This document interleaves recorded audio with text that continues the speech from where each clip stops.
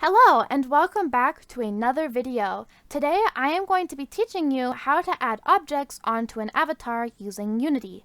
Now a huge disclaimer, this is not the best way to add objects onto an avatar. In fact, I highly recommend using Blender instead, due to the fact that it will be more optimized and the result will come out cleaner. But regardless of why you are here following this tutorial, it is a method that I commonly use, so I want to share it with everyone else. Now I'm using Unity 2019. I have used Unity 2018, but please keep in mind this can break in Unity 2018 due to VRChat's most recent updates. So I recommend upgrading your avatar to 2019 if you would like this to work with at least 100% succession. The avatar I have here today is by Tinny, and since it is no longer for sale, I will only be linking the creator's Gumroad in the description below. First, we need to know what we want to add onto our avatar. I recommend very small things such as glasses or a pair of ears for the best result. I'm also going to be teaching you how to add bones if, let's say, you add a pair of ears and, they're stiff and you want to add the bones so they move around. So first we are going to need to know what we are going to want to add. After you have finished purchasing or downloading whatever you want to add, you need to grab the FPX of the object. The FBX, my apologies. Today I am using long bat ears or fox ears by Mokono. I will link those in the description below. So this little file right here, the one with the cube, is our FBX file. Now we want to drag and drop that into our scene assets, which is then going to apply the assets into here. Where do we find this? Underneath favorites, we are going to look for all models, which is going to show us all of our FBXs. Now, we can't simply just drag and drop this into our scene because, for one, it's not going to be attached to anything and it's going to be all the way in the distance to wherever we dragged it on our 3D field. What we need to do is drag it into our hierarchy system. Now there is a few things that we need to keep in mind. We cannot just simply drag and drop it into our hierarchy system because they are just going to be floating around in space and they are not going to be attached to anything. So they are just going to be floating around there awkwardly, and I'm pretty sure that's not what we want. We need to attach it to an armature. Now the armature is a specific part of the avatar's body that we are going to be telling the FBX to attach to in order to follow that specific armature. Since these are ears, we need to find the head armature. Underneath our avatar's name, there is armature, and we are going to scroll down to whatever part of the armature that we need to attach it to. So for me, I am scrolling all the way down to head. Here is the head right here. Now that we have the head, we need to drag and drop our FBX right on top of the word head, so it is now applying, whoopsie daisies. So it is now applying itself to the head. And now that it's applied to the head, let's say I move my avatar. So we are going to quickly go into play mode so I can show you my avatar.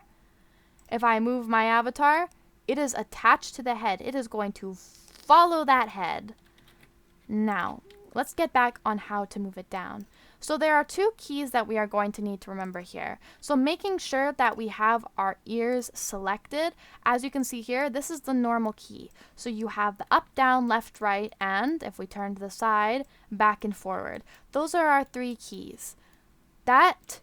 Getting that is to press W. If this is what you want applied, you need to make sure you have this selected and press W. So we are going to position it down onto the avatar head. Now this isn't going to be perfect for the sake of the tutorial being fast, but we are going to position it down onto the head.